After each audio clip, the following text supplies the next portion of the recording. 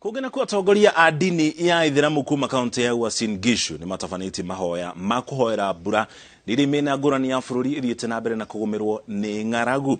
Atongoria a dini ni monetie thirikari kunyihia thogora wa irio toria mereire a Kenya hindi ya kambeini, ona Kenya magithiaga na mbere na gweterera mbura.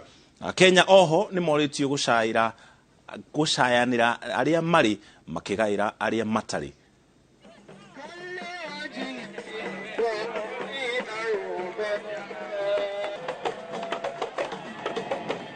Tumeomba mvua hapa, hasa dua hii kubwa iliongozwa ni Sheikh wetu Sharifa Salim, ndiye alitia dua mvua inyeshe. Na jana mvua ilinyesha kwanza alipotia dua, na leo tumeomba mvua inyeshe zaidi.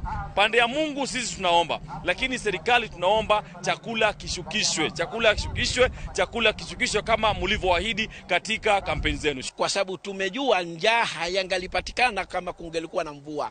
Kwa hivyo ombi letu maalumu ni kuomba mvua. Tumeomba jana tukiwa Busia, kutiliwa na dua Salim Sharifu, na tumeona dalili. Hata leo tunaonekana madalili. Ikipatikana mvua, chakula kitapatikana. Kikipatikana chakula, njaa itapotea. Ila tunamwambia Mheshimiwa Rais, kama serikali yake imeahidi chakula watakisimamia kwa njia ya haki na uadilifu, iende kwa mikono wanahusika. Hili ndio moja, kwa sababu njia ya toba ni kutokana na madhambi. Ikiwa katika kugawana chakula tunafanya dhambi, mvua haitokuja.